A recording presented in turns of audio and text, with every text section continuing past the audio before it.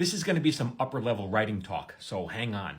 I was doing a live the other day, and this woman commented. She said, "Hey, we're going to be discussing your book, A Paper Orchestra, in my book club. Like 14 of us are going to be reading it. We're going to be talking about theme in one of your stories."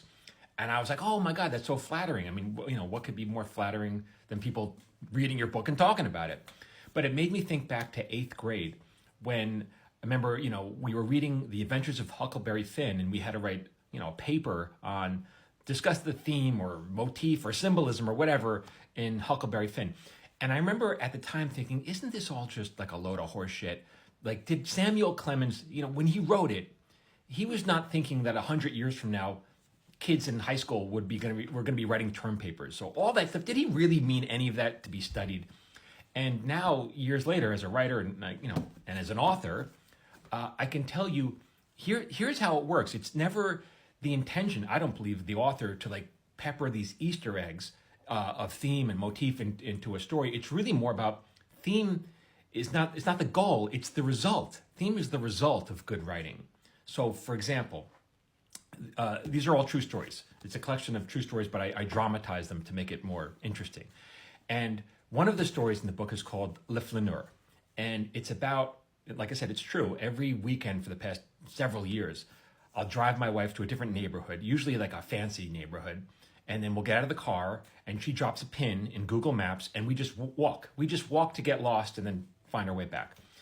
And along the way, this is how it goes almost every time.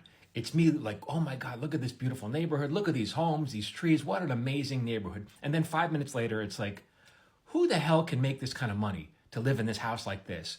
And then 5 minutes later, it's like, how come I don't make that kind of money? So I've gone the full bananas. I've gone from like, no one should have this money to why don't I have this kind of money? That kind of thing. That's what wealth kind of does to you, drives you crazy.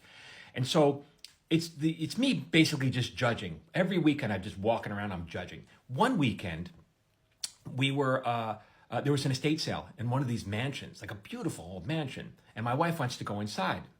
And I don't want to for some reason. And it occurs to me, I guess it's because I'd rather just judge the people who live there than really find out their lives, because the couple died and I didn't really want to know who they were. I just wanted to judge them. Anyway, we go inside and what I experienced inside, like that's the subject of the topic of that story, Le Flaneur. And it really disturbed me so much what I saw inside.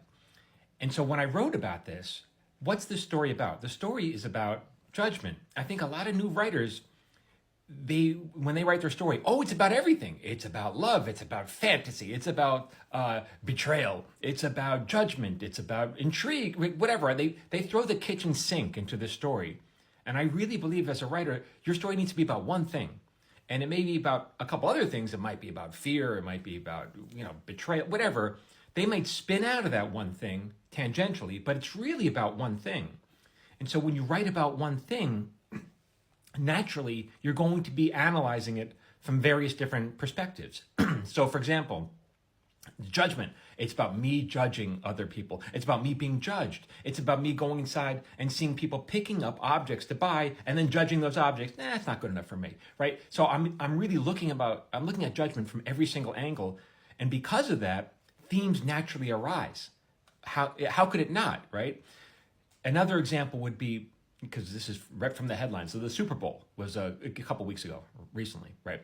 And the next day, thousands of reporters all across the world are reporting on the Super Bowl. So, and naturally, what are words that are going to keep on coming up in every article? Touchdown, victory, defeat, injury, kick, right? And it's not those same words are going to be in every single article. And it's not because the writers of those articles are conspiring to put those words in. It's just because they're all talking about the Super Bowl. You're going to have to use those words. So it's kind of the same thing. Theme is a result of analyzing something from various different angles and symbolism as well. It's naturally going to work its way into the work. You don't really have to put it there. It's the result of good writing.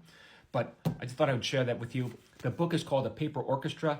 You can go get it here. Signed copies are available. You can find links to Amazon, Barnes & Noble, as well as the audiobook, which is a treat, narrated by me. It's not even narrated, actually. It's performed by me. It's a performance. I'm directed by Cynthia. She directed the whole thing. Thank you so much. For more, keep following me. I'm Michael Jamin, writer.